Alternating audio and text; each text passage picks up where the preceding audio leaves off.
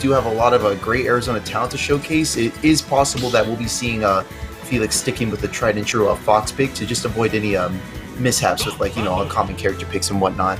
But with that said, we'll see if we're about to get our first match here started in just a moment. Yep, we're going to be getting right into it, hopefully. Everyone's at the setup.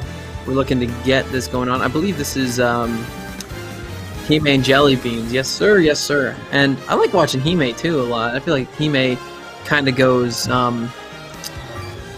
underappreciated as well in these events. He's pretty fun to watch. That's true, yeah. So looking forward to seeing this for our round one.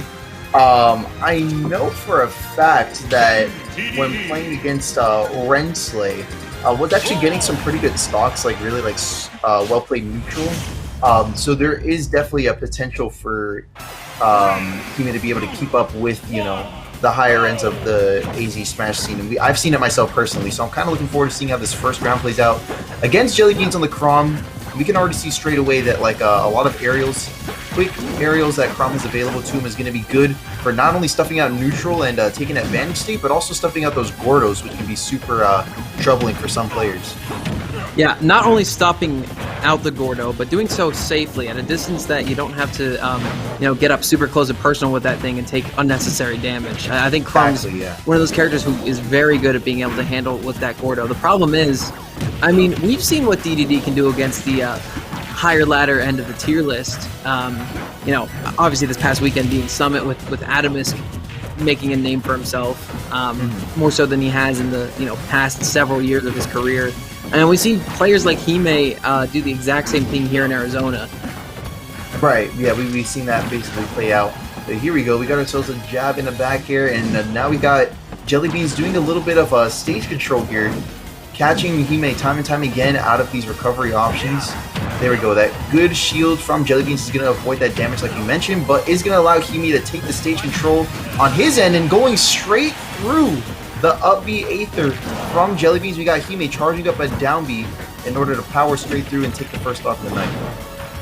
I think in this matchup in particular, that hammer's going to be super powerful, Taco, simply because, dude, you don't want to get clipped when you're using Aether as either Ike or Chrom. Ike has a little bit more options to deal with it, but if Chrom gets hit off stage, he's donezo, and that hammer's so good at two-framing. It gives you armor on the swing. You can go right through that sword. It is a great option for dealing with Chrom specifically. Yeah, really good option select. And look at that, punishing the over commitment to the ledge is going to be punishing those that lack of iframes that you'll find yourself in after a couple of seconds. And Hime wasted no time punishing that with the dash attack like you just saw there. So good call on Hime once again. And Jellybeans is on the last stock for this game, but you can tell that there's a little bit of more method that's going on right now. Not as hasty to rush into the neutrals, kind of just waiting for a good opportunity to strike, and tries to land in front to get it. What I could only assume would have been a forward tilt. So Hime was more than ready to punish that. Yeah, really good call out. Look, catches the high recovery right here, catches him jumping over, and you got to land right in front of him. And I guarantee you, if he saw that purple flash of the counter come out, Hime was more than ready and willing to wait there. That's right. Dude, it's that passive-aggressive pressure that DDD implicits on his opponent so well.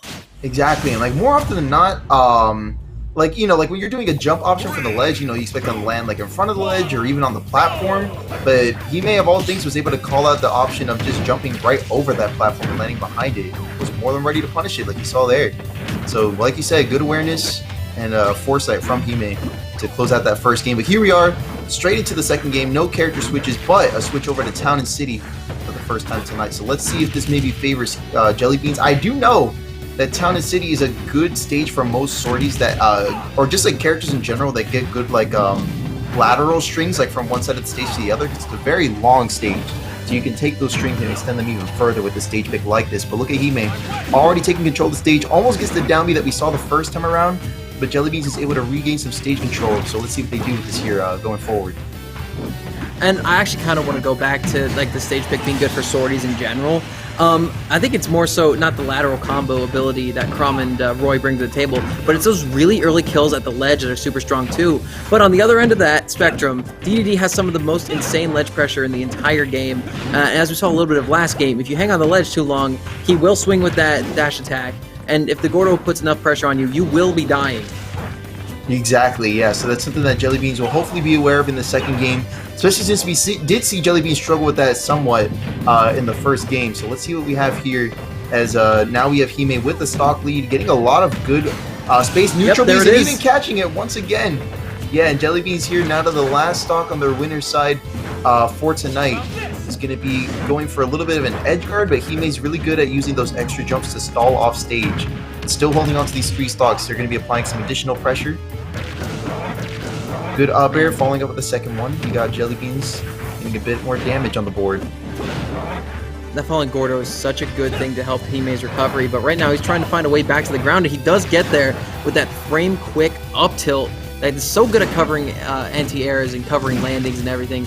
He's very good at just making sure approaches from above are snuffed out. And finally, Jellybeans lands that killing stroke with that back air, but my goodness, dude. Yeah, this down pressure, smash this into that offense Gordo from Hime. Yeah, exactly. Not just pressure, but also that damage output is really good. You saw that down smash into Gordo. It's going to be piling up for quite a bit.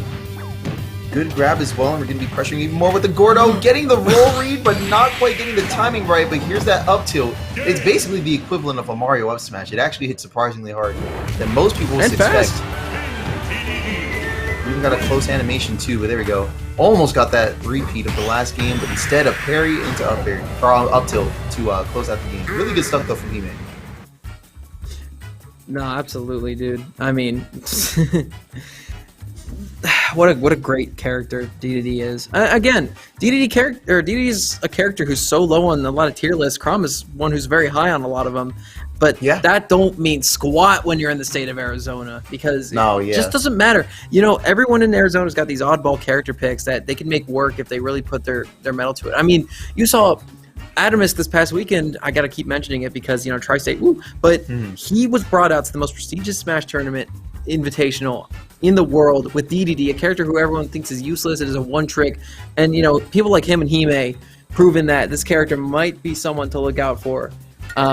Because no, tiers don't matter if you don't have character matchup.